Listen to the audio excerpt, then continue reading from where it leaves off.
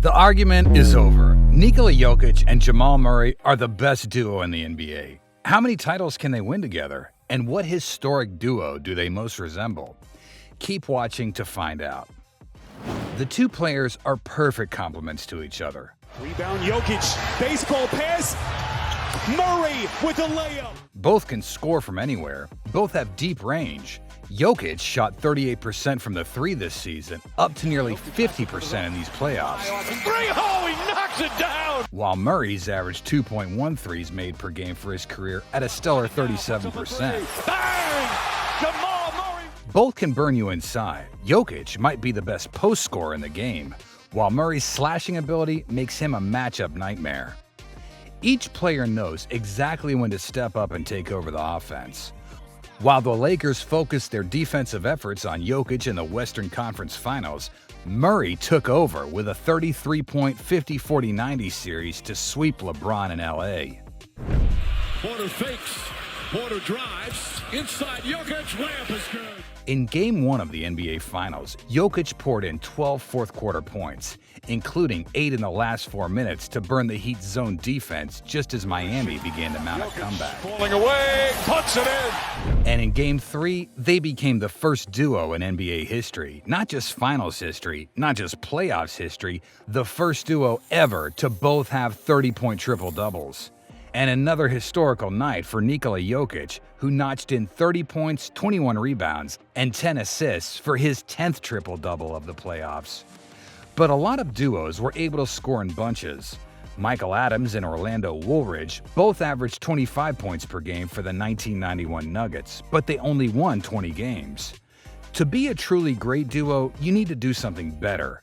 The best tandems work together, putting the team first always, in order to achieve the ultimate goal of a championship. That's exactly what Murray and Jokic have been doing for years. Jokic might be the ultimate team player, combining high touches, a lot of passes, and a low usage percentage to give his teammates open looks. Murray constantly fights to get open, running around the half court constantly to keep his team in rhythm. And while the combo guard isn't known for his passing, he's no slouch in that department either. He averaged 6 assists per game, always looking to hit an open man. Their cohesion is exquisite, as good as any other iconic guard-center tandems. They're the deadliest pick-and-roll team in the NBA. Associate head coach here is Frank Vogel. Down the middle to Jokic, and Jokic is off. These playoffs, Murray's the third in pick-and-roll points per game as a ball handler, with 10.8 points per game. But the key is his efficiency. He shoots 56% on those instances. The two players who are ranked above him in pick-and-roll points both have far lower percentages at 48 and 37%. As a pick-and-roll big man, Jokic is fourth in points per game, while also shooting a much higher percentage than anyone above him. The key is their diversity. Jokic can read the defense and either pop out for an open jumper or roll in to attack the basket, especially against the Heat zone defense. An elite passer with the ball in the paint is deadly. Murray, on the other hand, can hit a three if the screen leaves him open or drive to the basket with his quick feet. Tim Legler broke down their pick-and-roll game after their Game 1 win, comparing it to Tim Duncan and Tony Parker. Comes off, you're going to get the switch, and once again, Jokic now with a smaller guy in the post. And this is what I'm talking about, having to defend them the entire time he's got the basketball. They scream deep into the half court inside the three-point line. That means the defense has to switch since it's so clogged up, giving Jokic the favorable matchup against a smaller defender. The Nuggets have created a championship-level team around these two players by surrounding them with a specific type of player, exceptional back cutters. Aaron Gordon, Bruce Brown, Kentavious Caldwell-Pope, Uncle Jeff Green, and Michael Porter Jr. are all top-tier cutters, guys who've always had their head on a swivel to streak toward the basket. When you have two players in Jokic and Murray that demand double teams so often, one of these role players is always open. With the duo's fantastic passing abilities and willingness to dish, that leads to lots of open buckets. Beyond all the stats and the skills, the two thrive because each one knows their role. Jokic is the engine. Jokic always keeps the car moving. The car is always going to have a chance to get there. But what gets the car to the end destination is the closer. And in the game of basketball, you need a closer.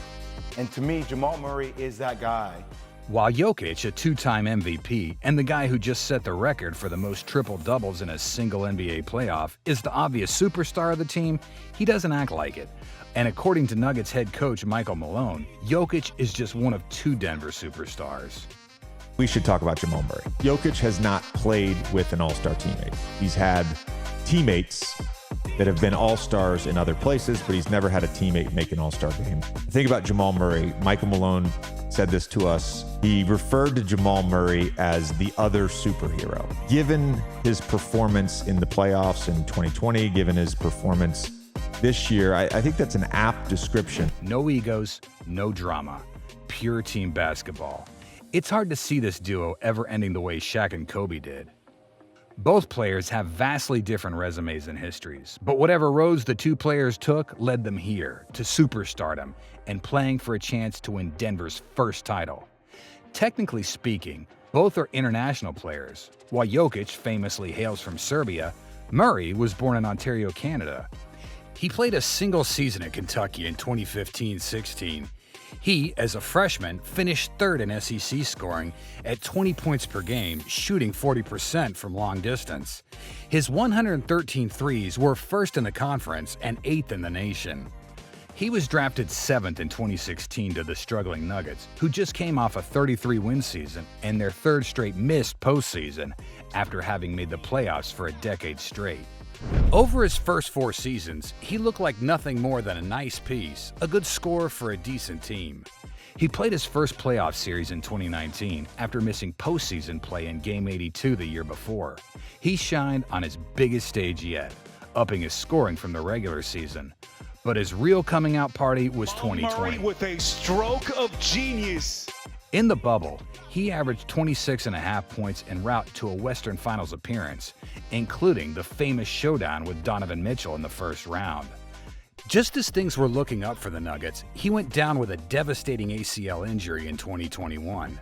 He missed the next 2 playoffs, watching from the sidelines as his team failed to revive their 2020 success. Now that he's back, should we really be surprised that the Nuggets are title contenders, considering what we saw in 2020? Jokic came out with far less fanfare. He was famously drafted during a Taco Bell commercial in the second round of the 2014 draft. After staying overseas for a season, he found himself fighting for minutes with Jusuf Nurkic, fellow European big man. By 2017, Denver made their decision. They traded Nurkic and went with Jokic, who hadn't really yet proven himself. There were glimpses, the occasional highlight, solid assist numbers, but he was out of shape and his teams were losing. He broke out in 2018. He was suddenly one of the league's best rebounders and among its best passers. He was 4th in 2019 MVP voting, then took it to another level after losing in the 2020 conference finals. He's now in stellar shape, despite what anti-Jokic rhetoric states, while dominating every facet of the game. How long can these two go? There's no reason to suggest it won't last for years to come. We've never heard a bad word about the two. There's never any drama. They don't detract from each other's success, but add to it. These two are the face of the Nuggets to come. Adam Silver spoke before Game 1 of the finals, comparing Miami and Denver markets. They're similar sizes, similar populations, similar market shares, but fans consider Miami a larger market than Denver, simply because they've won before. With Jokic and Murray, the Nuggets can dominate the next decade of basketball. Denver will be considered one of the premier destinations in the league. There have been a lot of famous 1-2 punches in league history. Will Murray and Jokic become the next iconic tandem? Kendrick Perkins dropped his top 5 all-time guard-center combinations. Shaq and Kobe were great as individual players, but they never meshed cohesively. Their individual dominance led to 3 titles, but talent-wise, they should have won more. Bryant to Shaq. Their clashing personalities led to an early breakup, which we probably won't see with Murray and Jokic. He mentioned Kareem and Magic, the league's best half-court player with its best transition player. It could have been a bad mix, but their differing styles thrived as they won 5 titles. Tony Parker and Duncan were the standard of 1-2 punches for a decade, with low screens galore and a devastating inside attack. Draymond Green's passing ability allowed Steph to play off-ball. While Steph could have been more like Nash, in this offense, he was allowed to just worry about scoring. Cousy and Russell are the gold standard of what duos are supposed to be. Russell was the best defensive player of his era, maybe ever, while Cousy was the world's first flashy superstar. They won 6 titles together in the league's early years. There's also Karl Malone and John Stockton, the most consistent tandem for 18 straight years.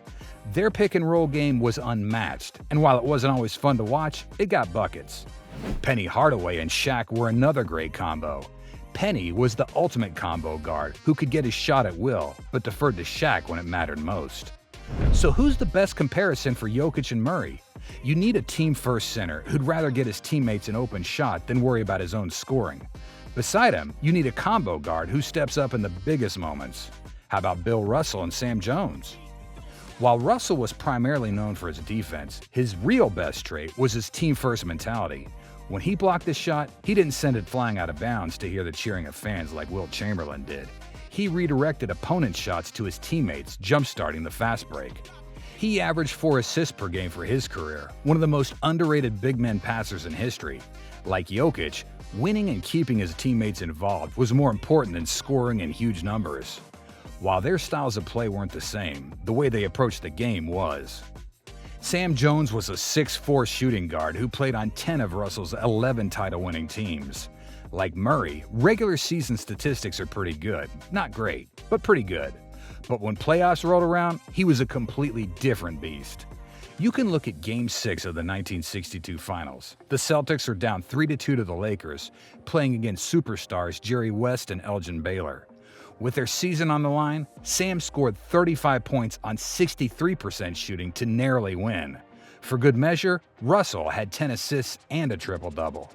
Or you could look at his 47-point Game 7 of the 1963 Division Finals to beat Oscar Robertson, or his other massive Game 7 in '63, 37 points to beat Wilt Chamberlain, or his game winner in Game 4 of the 1969 Finals, a 35-year-old fighting and clawing for his final championship ring.